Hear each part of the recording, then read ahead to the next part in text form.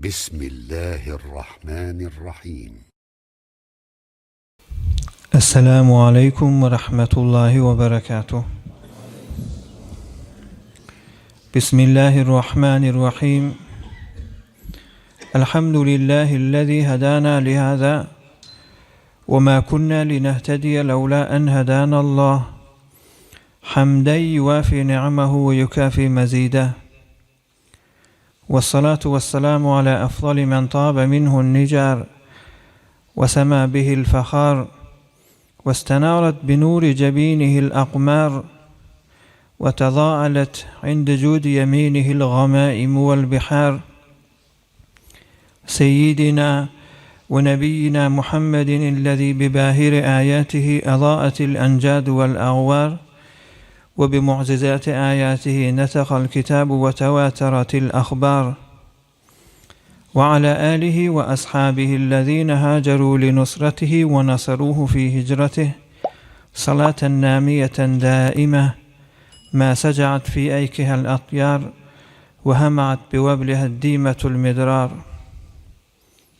اللهم اجعلنا من المتبعين لشريعته، المهتدين بهديه وسيرته، المتصفين بمحبته، وتوفنا على سنته، واحشرنا يوم الفزع الأكبر من الآمنين في زمرته.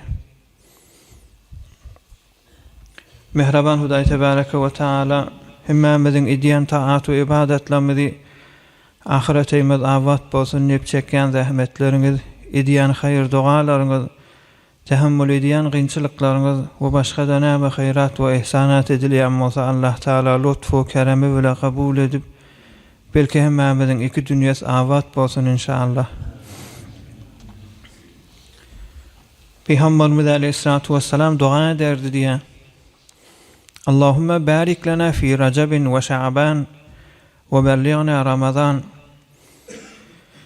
Ya Rabbim, Recep bilen Mered aya bereket ber, üsümizden gelip tu sağamancak Ramazan ayı diye yetellip dua ederdi diye Müslümanlar. Elhamdülillah. Hudaý Taala köp şükür, can saglyk, ýurt parahatçylyk bilen mübarek Recep aýy dogdy Müslümanlar. Bereketini dilemeli. Hudaý Taala gaşyn ýakynlygy dilemeli. Abdülhamid Gaznawi diýip biri geçipdir. O bir şeýer düdüpdir. Bir näçe beýtiň içinde olay diýen: "Weli khattun welil eyyami khattun ve beynehuma mufaraqatul midadi. فأكتبه سوادا في بياض وتكتبه بياضا في سواد." Olay dipdir: "Weli khattun welil eyyami khattun." Men bir hat ýazýan dipdir. Abdülhamid Gaznawi diýip bir şair geçipdir. Bir arif adam. Men bir hat ýazýan, şu aýyny bir hat ýazýar dipdir. Döwran zamanna bir hat ýazýar dipdir. Ýöne ve beynehuma mufaraqatul midadi, ýöne ýazyşymyz fark edýär. On istifade edýän galamy hutkary bilen bizinki fark edýär dipdir. Näjere fe aktubuhu sawadan fi bayadin, biz ýazamyzda bir ak zatyň üstüne qara ýazýar dipdir. Emma o qaraja bolup duran zatyň üstüne ak ýazýar dipdir. Ve taktubuhu bayadan fi sawadin, qaraja saçyň üstüne ak saç bilen ýazýar dipdir. Döwranyň edýän işi dipdir. Şu sakalyň agarmaklyk, saçyň agarmaklygy zaman edýär şon dipdir. Biz agyň üstüne qara ýazýar. Emma o qaraň üstüne ak ýazýar dipdir. Ve umri kullu yawmin fi intiqasin ve zaka an-naqsu lakhabun biz-ziyadin. Yine bir geňzat bar dipdir. Günne şu umurdan kemelýär dipdir. Adatda bir zat kemelse ya azallı diýmeli, ya kiçelli diýmeli bolýar. Bir zady ýoňsaň, bir zady üsseň, aýyrsaň, kemelseň, satyp aýyrýan, iýip aýyrýan, dargadyp aýyrýan, ýakyp aýyrýan. Şonu aýyrsaň bir mykdaryny kemseň, galan zat ya az diýmeli bolýar, ya kem diýmeli, ya kiçi diýmeli bolýar şonu ullyk bilenler. Emma şu ömür gitdigiçe, külelligiçe bundan günne ay bolup kemelipdi, ýyl bolup kemelipdi, fasl bolup kemelipdi şu omurdan. Gün bolup kemelipdi, onda da wadakan naqs laqabun bizdiyadin. Onda da gün bogun omrum käneliýär diýerler diýipdir. Ýaşym ulalýar diýerler diýipdir. Bir geň zat diýipdir, bir zet zat. Şun aýtjak bolýan dersi ey musulmanlar, insan hemişe bir ders adypdyr. Bir asli görnüp duran bir bedihi zatyň üstünden bir amyk eteginden ders alypdyr. Näme ders? Adam hemişe aqzady zaýlap garatýar. Hudaý Taala akça ýürek beripdir. Onu kineden, kuduretden, günahkarçylykdan, hasadetden, gawa adamlara düşman bolmadan şeytana dost bolma bilen garaltyar diýipdir. Erti bilen günnogonna hemme kişiň perwendesi täzeden başlýar. Erti namaza bir ferişte gelýär, eline akça kağız bilen perwende bilen Hudaý tarapdan gelýär. Awşam namaz okuýajak bolanda gün ýaşaňda gidýär o. Awşam namaz okuýanda sonra gidýär. Täze ferişte gelýär, te erti ýetselli. Her 10 sagatdan miýan gen, her 10 sagatdan ferişte ütkep täze kagyzy getiripdi. Emma insanyňky hemişe şu täze kagyzy zaýlap günah bilen garaltyar diýär musulmanlar. Onuň üçin dersişi adam erejewä gelipdir. Bir tagyr tahawwul bermeli. İşte merada gelýär, bir tagyr tahawwul bermeli. Ramazan aýy bir amadegi görer ýalak, perwende bir agarar ýalak, ýürek bir agarar ýalak. Bir kişik günah ay diýelim. Meselem adam olakon günahlar adam öldürmek ba, serkat ba, zina ba, meşrubata mubtala bolmak ba. Emma kişik günahlar ba.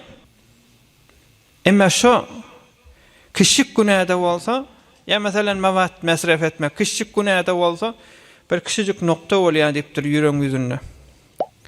Emma şonu ýuwmasa, arasalamasa ayna attani çara qammaz nis zan kazangar az ruhash mumtaz nis raw zangar az ruhi upak kun ba'da zan an nur ra idrak kun. Şu ýüregi ýuwup dursaň hemişe arasaja bolýar. Näme bilen ýuwmaly? Adam Hudaý Taalaga ýakyllamak we göz ýaş bilen musulmanlar. Gaýrat edeýin. Hatta galş gelýän erejaway, mereday, arada aýlarda, bereketli gecelerde adam günahyna Hudaý Taala garşy öýde başarmasaň mesçitde, başarmasaň düze çykyň, hiç kim ýani ýüzüň bolmasa da günahkarçylyklary aglamak tenha ýoly ki ýüregiňi arasalýar we Hudaý Taalaň ýanyna derejäňi galdyrýandyr musulmanlar. Geçen hafta gurrun geçipdi Peygamberimiz Aleyhissalatu vesselam'ın mübarek hicretinden sonra Peygamberimiz 53 ýaşyndaky muhajirleň Mekke'den Abu Sufyan'ın baştaklygy bilen mesuliyeti bilen Şam şerife garşy bir kerwan gitdi. Peygamberimiz de şu kerwanyň içinde muhajirler Mekke'den hicret edip gelen sahabalaryň maly bolamasyny diýip gitdi, şoňa şolara eýe çykaýly şoň içinden. O da yetişmän galylar Şam'a geçip gitdi. Sonra habar geldi, Şam'dan bärik uğrapdyrlar diýip. Mekke Mukarrama garşy uğrapdyrlar. Ýene de Peygamberimiz Aleyhissalatu vesselam Medine'den şoňa garşy gidenne Abu Sufyan'a habar berýärler. Muhammed Aleyhissalatu vesselam Medine'den leşker çekip biziň malymyz talajak bolýar diýip. Abu Sufyan leşkerini derýaýa sorga garşy aşak garşy aly gidýär. Mesirini ütgetýär, Mekke'ye eltmeýär. O taraftan da Abu Zamzam diýen adamy onu bir jasus iýerýär, bir habarçyn iýerýär, Mekke kafirlerine gitden aýdyn. Awa şeýle biziň malymyz talanjak bolýar diýip Qurayşda biz inni on köküni garaýly, neslini garaýly, o mal bilen işi ýok. Biz taýfamyzdan himayet edilip, leşker bolup, goşun bolup Mekke-i Mukarramadan Peygamberimiz Aleyhissalatu vesselam'a gaşyny gaýtýarlar. Näme öňüsine bular aber haka ýetjek diýip, o hakada ýetip bilmeýärler. Abu Sufyan'a bulardan daşalýar. O taraftan Mekke kafirlerde indi jeng etmäne gelýär. Ştada näme täsmim tutmaly? Bir ıştywalyk bilen bolan iş gan döküljek bolupdy. Abu Jahl sanady da Qurayşda leşker çekip müňe golay leşker bilen gelýär. Şonda Peygamberimiz Aleyhissalatu vesselam muhacirler ve ensarlar Medine'de ve Mekkeli sahabalar uyuşurup bardat deydi diye. Eşiru aleyye eyyuhan nas. Ey adamlar şeyle olupdu. Biz malımız için iqdam ettik. Hakkımıza yeteylip, muhacirlerin hakkına yeteylip, haka yetibilmedik. O taraftan senadi de Kureyş'te vuruş etmeyene koşun bolup geliyor. Bizim canımıza kastetecek bolup geliyor. Bana akıl verin deydi diye. Peygamberimiz Aleyhissalatu vesselam. Meşveret edin deydi diye. Meşveret sünnet. Sonra Hazreti Miqdad ibn Amr diyen muhacirlerden Mekke'den hicret eden sahaba deydi diye. Ya Resulallah imzi lima arakallah. Huday Taala sana näme maslahat eden bolsa şoňa gaşyn uğru. Huday bilen qasam bolsun biz aýtmarys Benu İsrail Musa peýgamber jihad etjek bolanny jeng etjek bolanny Benu İsrail şoňa bir aýdan kefi we Qur'an-ı Kerimde de gelýär. Euzu billahi mineşşeytanirracim. İzheb ente ve rabbuka faqatila innaha huna qaidun. Musa peýgamber jihad etjek bolanny kowmuna gengeşenne diýdi diýe da kowmy İzheb ey Musa gitsen ente ve rabbuka faqatila. Sen bilen Hudaýyň jenget biz otystada. Piruz bolsaň ýene-de biz seň adamyň diýdiler. On aýdan kefin biz aýtmars. Hazreti Miqdad şey diýipdir. Walakin izheb ente ve rabbuka faqatila inna ma'akuma muqatilun. Sen bilen Hudaýyň gitdi kafirler bilen jihad et vuruş biz de sizin leşkeriňiz diýdi diýe musulmanlar. Peygamberimiz sukut etdi diye keplemedi diye. Yine de diptir eşiru aleyye eyyuhan nas ey adamlar meşveret isleyen bana maslahat aydın diýdi diye. Şonu Hazreti Sa'd ibn Muaz ensarlardan Medineli sahabalardan ensarlardan ya Resulallah sen bizden habar isleyen bolmaly sen diýdi diye. Biz Medineli sahabalar ensarlar bizim habarymyz sorayan bolmaly ýene ejellipdir Peygamberimiz dogry dipdir. Siz näme diýäňiz dipdir. Onu ya Resulallah fakat âmennâ bike ve saddaqnâke ve şehidnâ ennemâ ci'te bihi huvel haqq. Sana iman getirdik, sen dinini tasdik ediyet ve sen getiren Kur'an'ına ve şeriatine iman getiriyet. Biz gözüsüne ve başüsüne sana itaat edilip vade veriyet. Famzi ya Resulallah lima aratte. Sen nämäni özüň islesen, nämäni boyun alsan, nämäni tesmim tutsan gidive biz sen bilen badipdirler. Seni iyi veren Hudaý bilen qasam bolsun dipdir Hazreti Sa'd ibn Muaz. Eger ewimizde derya keserse dipdir. Sen bir zady aýtsaň bize. Şo zady da biz bitirjek bolamyza derya keserse ortada. Fahuztahu lahuzna ma'ak. Sen de şo derýak yüzüp aňryk geçjek bolsaň biz de hemmemiz yüzers dipdir. Biziň aramyzdan bir adam da tahalluf edip sürüden galmar, leşkerden galmar diýdi diye. Peygamberimiz Aleyhissalatu vesselam hoş boldy diye. Peygamberimiz dua edipdir. Bir gece önce Hudaý Taala, Hudaý Taala da Peygamberimize boşlapdyr. Auzu billahi mineşşeytanirracim. İhdet taifeteyn diye Kur'an-ı Kerim'de gelýär. Peygamberimiz aýdypdyr: "Siru ve abşiru fe innallaha Taala kad wa'adani ihdet taifeteyn." Hudaý Taala iki taifan birini maňa berjek diýipdir. Şu mahal evde iki zat bar. Bula çykýa malyny ýetjek bolýar. Abu Sufyanyň kerwennäki ýüke ýetjek bolup çykdylar. O bir gurrun o taraftan Mekkan kafirlerde gelip bulan janyna kast edip indi köküni gyrjak bolup durlar leşker çekip. O da bir taifa. Oham Hudaý Taala Peygamberimiziň duasyny kabul edip ya Resulullah şu iki taifan birine sen piruz çykýan diýipdir. Ya o maly ýetibilersiň ya da kafirler basybilersiň. Şu ikisiniň birine kabul etdik. Sen niýetine ýetýän diýdi. Oham Peygamberimiz aýdypdyr. Boşluk bolsan ey sahabalar jenge gaşyn çykaýly, ýol ýürüýeli. Hudaý Taala şu ikiň birini bize berjek diýipdir. Bedr diýen ýer şu mahal bir mowgada Harameyn Şerifeýne gitseňiz Medine-i Munawwara iler ýüzi aşak ýüzi 150 kilometr ýol bar.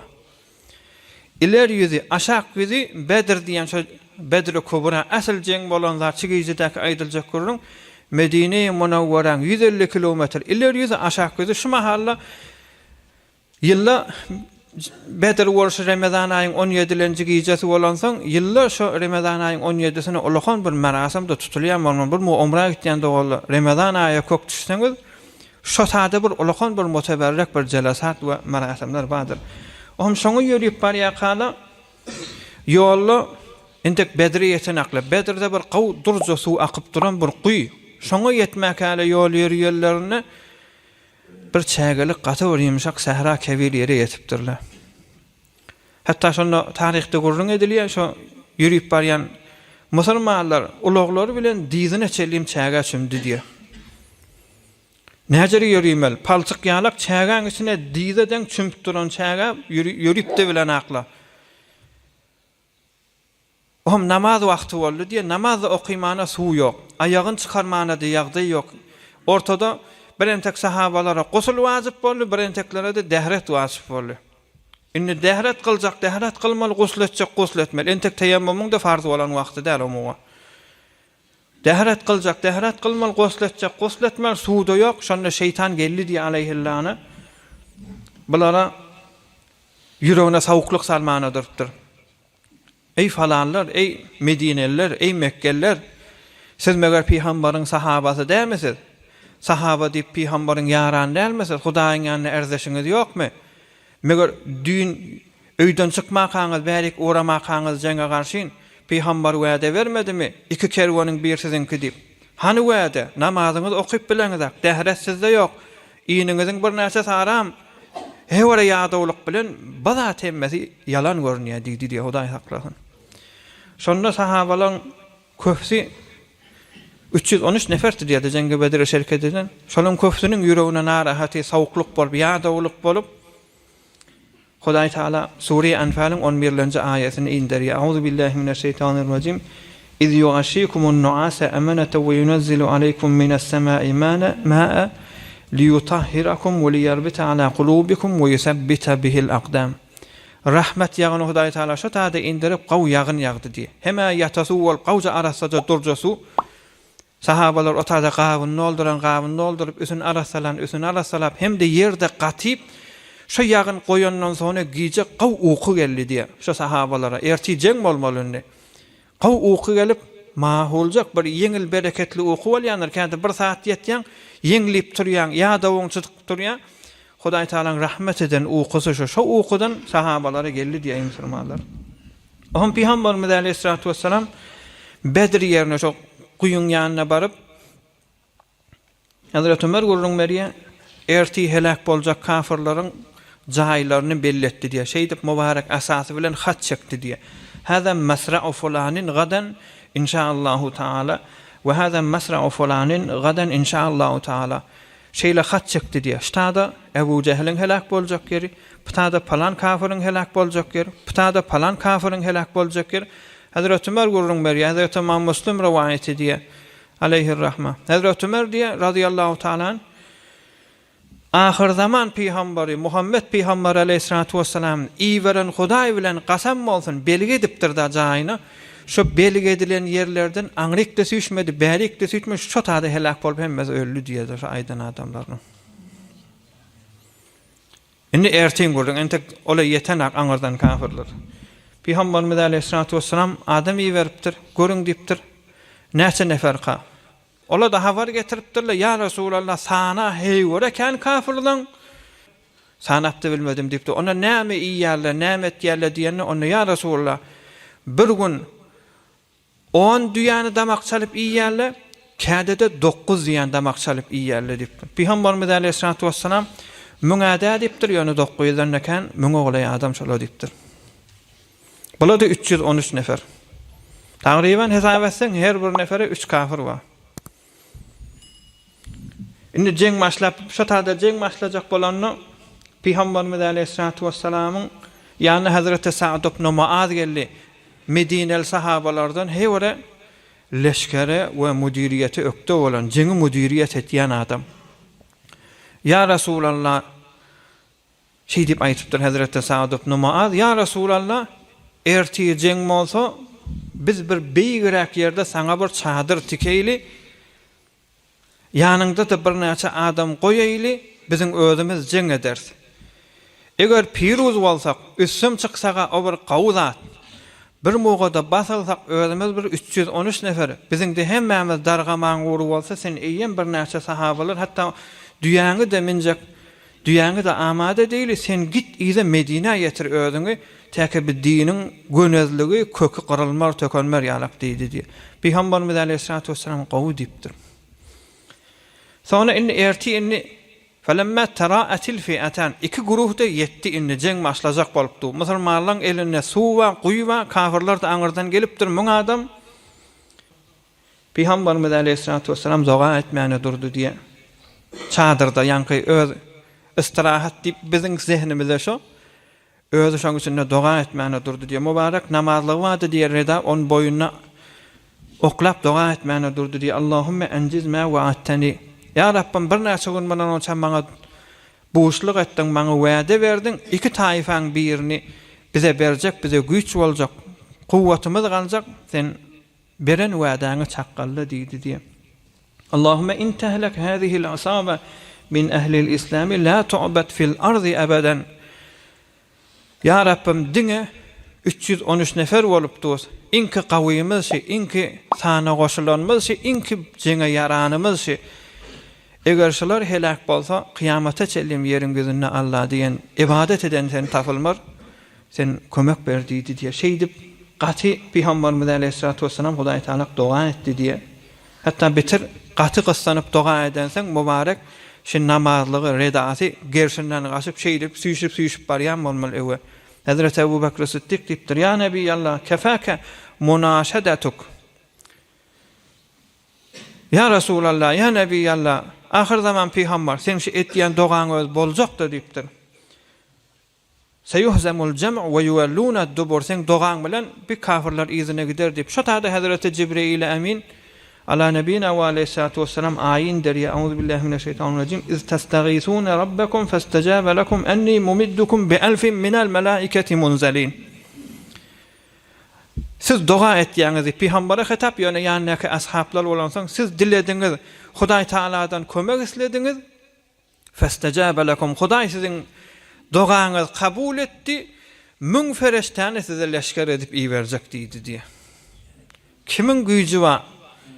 Fereşte bilen uğraşmaly musulmanlar. Didiler Hazreti Ruhul Eminni qanat ýasa tutar ruýa zeminni. Hazreti Cibril Eminiň we şol leşkeriň biri.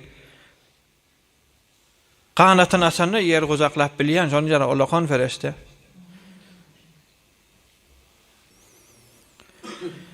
Bu gurdan geçenden sonra indi iki guruh uruşsak bolupdy, jeng başlajak bolupdy. Peygamberimiz aleyhissalatu vesselam aýtýar: "Hada Cibril ahidun bi farasihi alayhi adatul harb." Rawahu'l İmam Buhari alayhi rahme. Peygamberimiz aýdypdyr: "Jeng başlajak bolupdy, kaş asmany gördüm şu mahal. Hazreti Cibril amin atyny minwati elinde de jeňiň asbaby jeng etmen kılıçdyr. Inni başga näme zadike gerek bolýan masannaýyzydyr. Jeňiň asbablaryny eline alyp atın gözünde şu asmanyny gözleşip ötýän edipdir."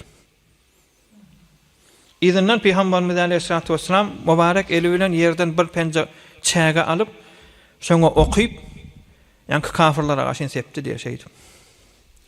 Hudaý Taala aýynda etdir: "Auzu billahi mineşşeytanirracim. Ve ma ramayta iz ramayta walakinnallaha rama ve liyubliyal mu'minina minhu bala'an hasana.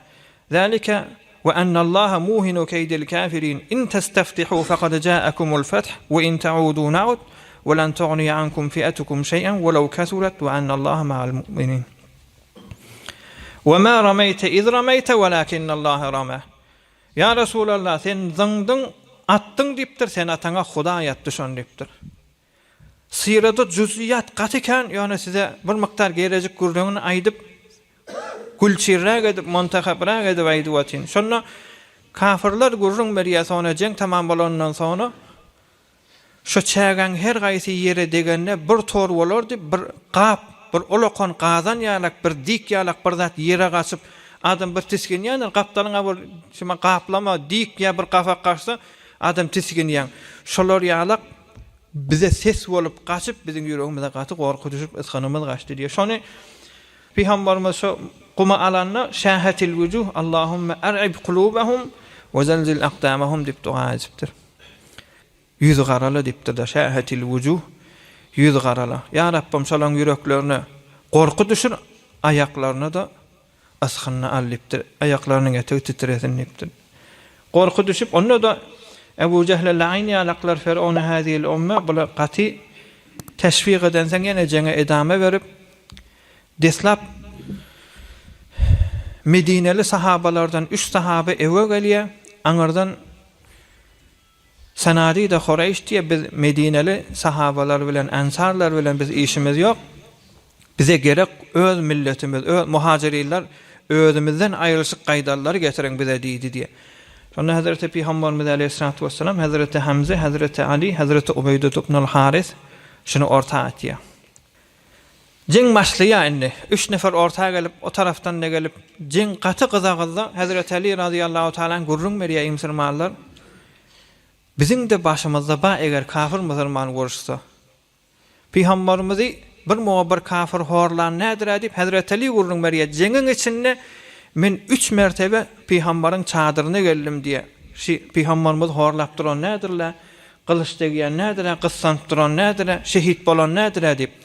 Şonu üçüsünü de gelemde Peygamberimiz ağlap boyur secdede yati. Ya hayyu ya kayyum bi rahmetike estağiz. Ya hayyu ya kayyum bi rahmetike estağiz. Ey diri olan asman yer saklap duran Hudaý senden kömek isleýänip Peygamberimiz kellesini yerde goýup ýatydy diýen musulmanlar. Yani 3-nji defe gelemden sonra şu doğan kabulluğunu gördüm dipdir, müşahede ettim dipdir. Euzu billahi mineşşeytanirracim. Ve laqad nasarakumullahu bi Bedri ve entum azilla fettaqullaha la'allakum teşkurun. Hazreti Ali gurrun meriye innen nusratın gurrun aýdyly. Cibril amin asmanyny adatul harb jingin asbablary zatlary bilen amada bolýardy. Bir müňe bir adam bilen uruşmana. Şu müňe adam gelip dinin kökünü gırmalaýy musulmanlar. Peygamber de izini asir edip ekitjek. Boyuna zanjir goýup ayağına zanjir takyp alyp gitjek. Peygamberimiz de şoňa dua edip aglap ýaty. Murwaritden erdeşli bolan ýaşlary döküp duýy musulmanlar. Hazreti Ali gurrun beriye jengin ortasyny bir 3 mertebe gaty bir ýel össü diýipdir. 3 mertebe gaty bir ýel össü ömrümde on ýalyk ýeli görmeýändim diye. Sonra Peygamberimiz Aleyhissalatu vesselam'dan sonra şu deslapky ösenne Hazreti Cibril amin müň ferişte bilen gelýär. Hudaý Taala Kur'an'da aýdýar, deslap müň boyun alýar, sonra da musulmanlar daýawdursa 3000 ferişte berýär Hudaý Taala. Hazreti Cibril amin geldi müň ferişte bilen, 2-nji mertebe ýel ösenne Hazreti Mikail geldi müň ferişte bilen, 3-nji mertebe Hazreti İsrafil geldi müň ferişte bilen diýe. Şeytan aleyhillana şu ýagdaýlary görüp durýar musulmanlar. Peýgamberiň aglap durany görüp durup şu ýagdaýda da Mesruq ibn Malik diýen agzy gözdelýän adam mady diýe şeytan-ı la'in şoň suratynda bolup geldi diýe jeng meýdanyna. Ey Mekkeli adamlar siz 1000 neferdirsiňiz. Bulan doga etýänle, bulan beýt diýänle, bulan şeýt diýänle allanmaň.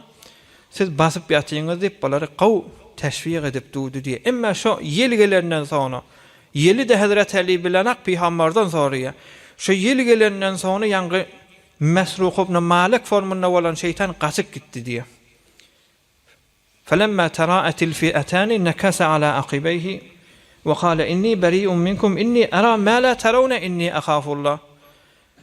Ay mena baryan etdi ýa-ni Mesruq'un formunda şeytan aleyhillana. Onda näme diýen onda men görýän adam siz görüňiz. Men Hudaýdan gorkýan diýip gaçdy diýe musulmanlar. Mufassirler tarihtarlar aýdýar. Şeytan aleyhillana şol eşker ferişteler görüp durup öz basyljagyny ýadyna düşüp ölümden gorkanak.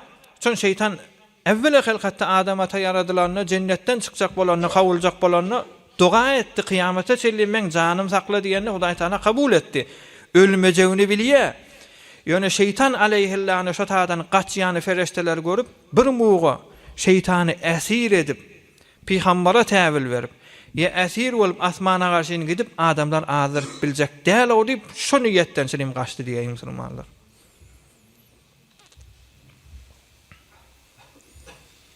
Sonra Mesruq ibn Malik ýa-ni Ebu Cehl Mesruq'un gaçyp gidişini görüp Mesruq gaçsa gaçsyn diýipdir. Ebu Cehl Firavun hadihil umme.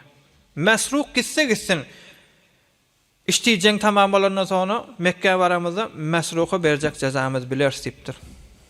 Jeng tamam bolandan sonra biren tek adamlar iki kafirler iki izine gidipdir. Mesruhun yanına baranna sen näme edip biziň aramyzda teşbih etdiň, sonra da bir zat görýän ýep gaçdyň diýende men siziň gideningizden habarym ýok, jengingizden habarym ýok diýdi diýe. Şonda bilili diýe şeytanmış diýdi.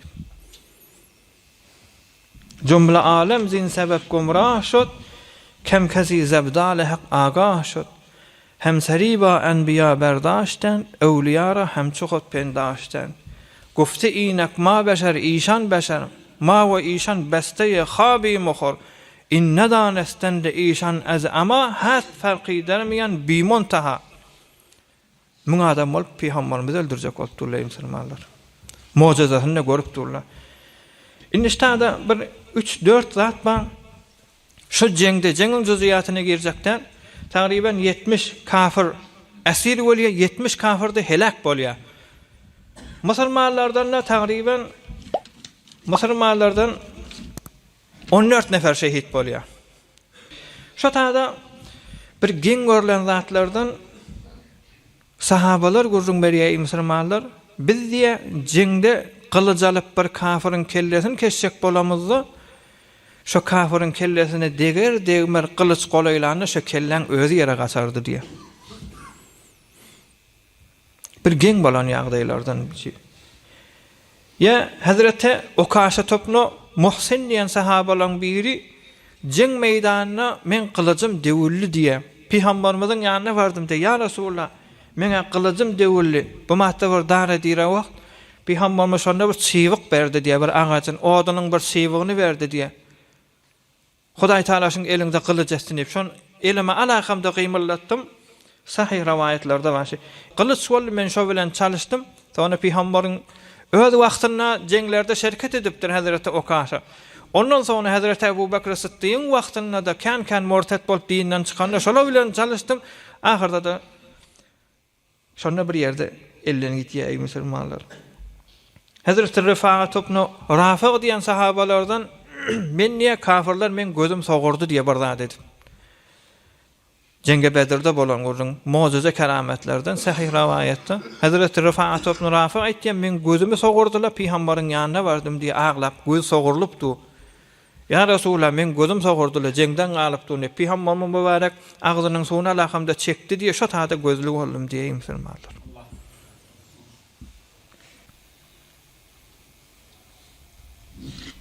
Yine bir bolan gen ýagdaýlardan Hudaý Taala Kur'an-ı Kerimde de eşare diýe. Euzu billahi mineşşeytanirracim. İz yuhi rabbuka ila'l melaikati enni ma'akum fesabbitul-lezina amanu.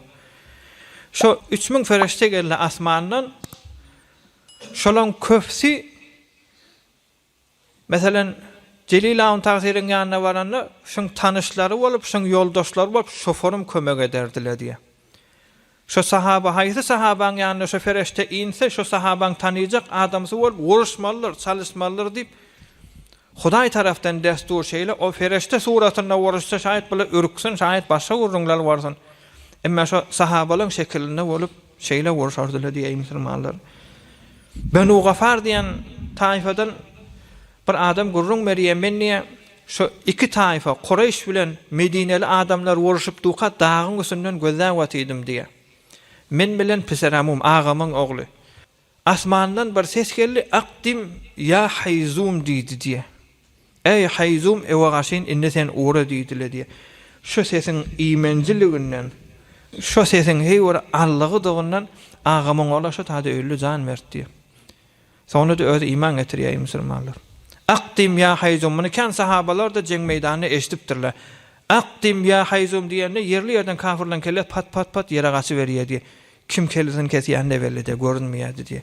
On Peygamberimiz de jengden sonra aýtarlaryna Hudaý Taalaň bir sylagly ferişteleň birdi, kömek üçin geldi diýipdir. Inni ahyrkyjy görüňde kan gaty Peygamberi eziyet beren kafirler şu taýda hat çekilen yerlerde ölüye, ýöne hemmesinden muhimrak Firavun hadiýil umma, şu ummatyň Firavun bilen Ebu Cehil ölüye şu taýda.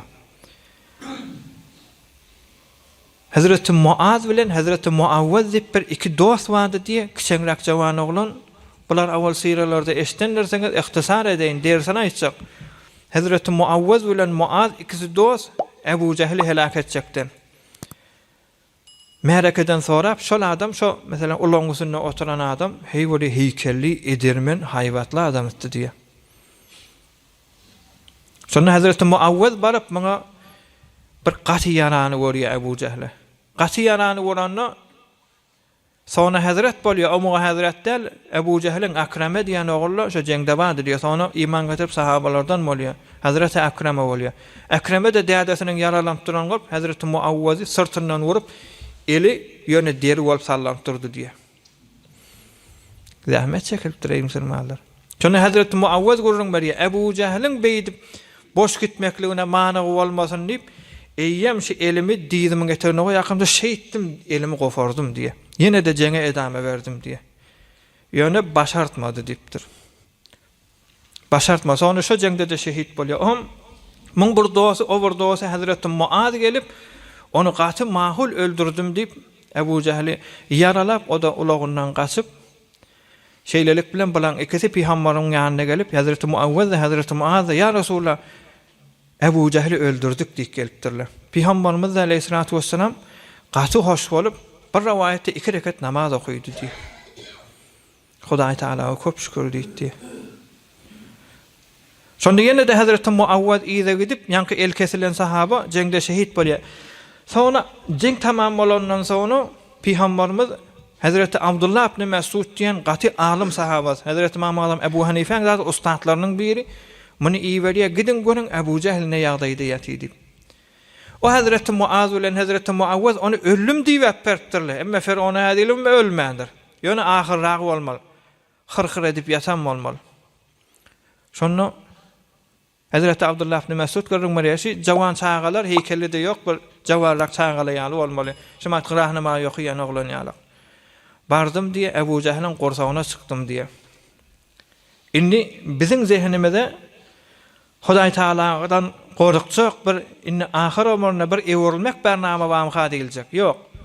Şonda Ebu Cehl diýdi diye ya ruwayil ghanam laqad irtaqayta murta'an sa'ban. Ey çofançyk diýdi. Öyle beýkire çykyp sen diýdi. Ölüp bar ya. Ya ruwayil ghanam laqad irtaqayta murtaqan sa'ban. Adamdan çykyp bilmeýän ýerine çykyp oturanlar sana men gorsagma çykyp diýdi. Hazreti Abdullah ibn Mesud gurrun berýär, men öz kılıcım bilen nemetsek bolum, öz kılıcım kesmedi. O taraftan Ebu Cehlin öz kılıcı bilen kellesini kestim diye. Şonda kesecek bolum diýdi diye. Ey Abdullah diýdi, ey çofanjyk diýdi. Bir mowa kessen şi oňurga wada, oňurga boyundan gelýär. Mohra da şu mohralardan bir iki dänen defa gaşyn ber. Sonra men kowmum görseler bir mukdar hesap çeksin diýdi diye. Kestim diye kesemden sonra Hazreti Abdullah ibn Mesud gurrun berýär, şoň kellesini götermäne yaramadım diye. Şunu ýal bir edirmen eýkenli adam. Süýrak gaýtdym diye saçyndan ýaşaýdyp diye. Peýgamberimiz aleyhissalatu vesselamyň ýanyna getirdim, peýgamberimiz 2 rekat namaz okuýdy diye musulmanlar. Sonra jeng tamam bolandan sonra bir wa sahabalaryň bir peýgamberimiziň ýanyna getirdi. İnşallah bilen gurrun geljek hefte geler kafirlerden 70 neferde ölüp helak bolýar. On hemmesini şu Bedr diýen guýa hamda ola bilen gurrun etýäniň dersi geler. Ýöne şu Ebu Cehl barada bir gurrun.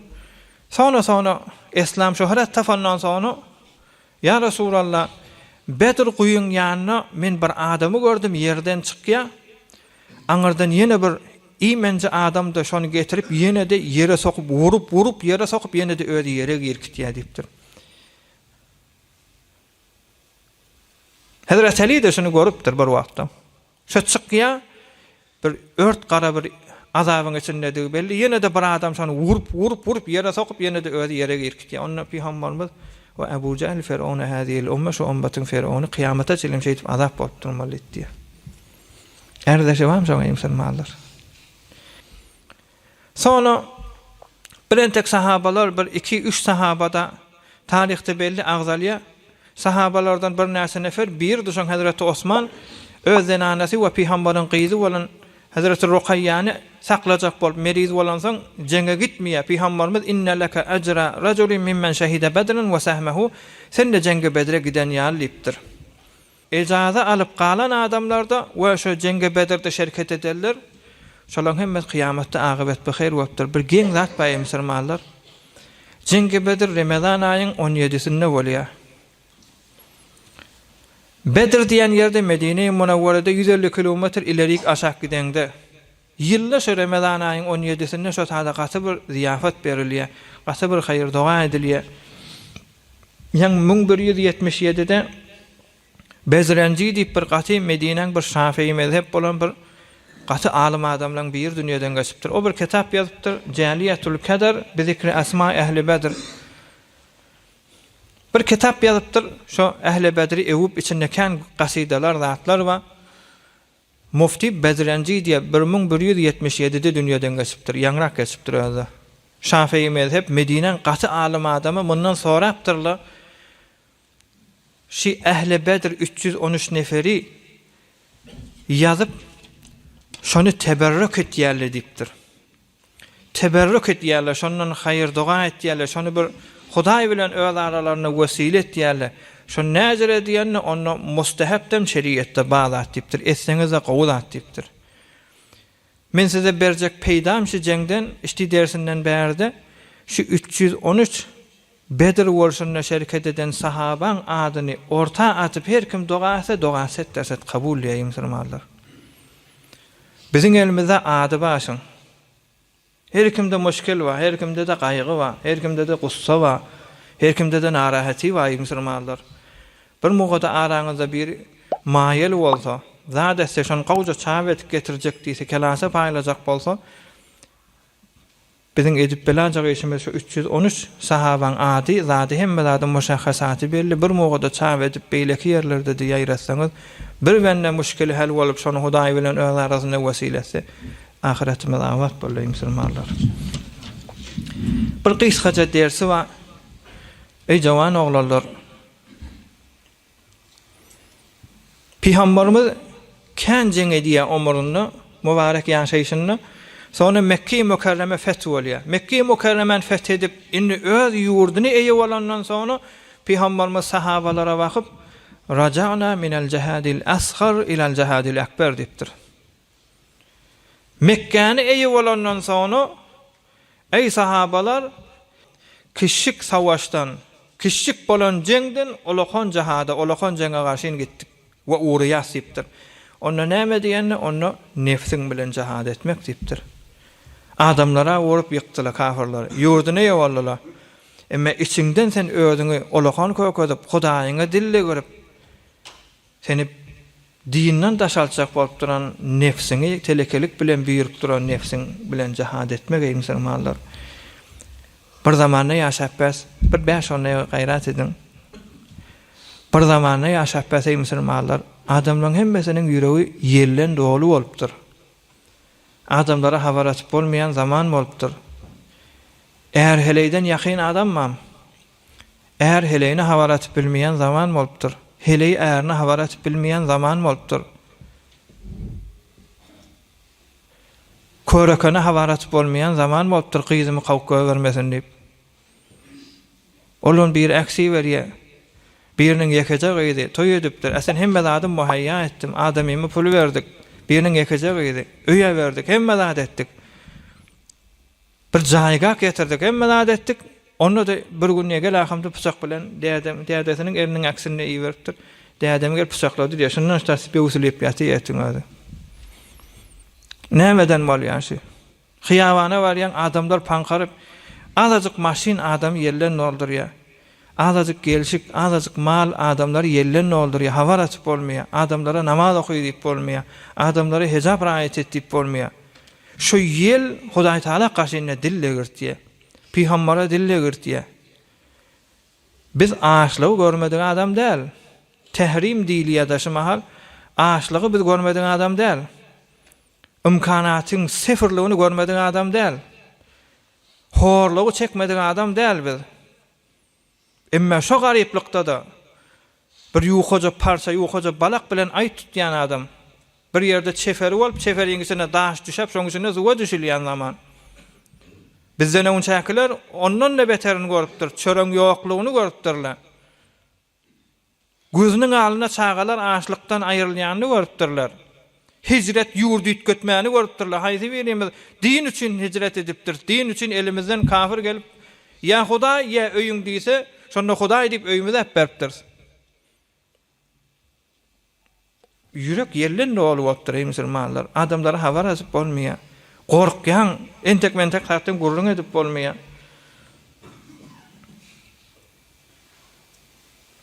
Tekabbura aýrylyň, ýüregi boşa diýilen. Pespäl bolaylyň, hatda Hudaýa pespäl bolaylyň. Adamlar saňa zat diýip bilmäni, hey wara onjyra bolsak, onu başarmasak da hatda Hudaýa pespäl bolaylyň. Euzu billahi mineşşeytanirracim. Ve iza qila lehu ittaqillaha akhadhathu'l izzatu bil ismi fahasbuhu cehennem ve la bi'sal mihad. Hudaý taala aýdypdyr. Ey senne ganimet bol, senne bir nemetjek bol, senne bir arada tutjak bol, senne bir hejapylja boljak bol diýende şu içindäki ýeli şoňa wagdar edip Hudaýa we dine günäkär bolmakly ol adam agybety heýwara hatar diýipdir Hudaý taala. Hazreti Rumi näme diýär? Abe derya mordera berser nehat. Hazreti Rumi gawa diýär. Abe derya mordera berser nehat. Bir adam ölse deryaşan yüzüne çıkarıyor, çiğişip yüzüne çıkıyor. Ver bu bazzende ze derya ki rahat. Ama diri adam nezre sudan nezat tahıp biliyor. Derya dine mengzetiye, Hudaýyň ışkyna mengzetiye, irfana mengzetiye. Adam içinde yel bolsa känatdan mahrum bolýar. Emma şu içindäki yel bolsa derya galdyrýar adam, içinde yel bolsa da Hudaý taala gaşyn uçýan diýipdir, derece alýan. Yel bilen uçsaň hemişe ahyrda da yel tamam bolar, ya yel ýarlar, ýene ýere gaçmaly bolar. Adam ösjek bolsa maşin bilen ösüp bilmer, mal bilen ösüp bilmer, näme bilen ösmeli bolar, yel bilen ösüp bilmer.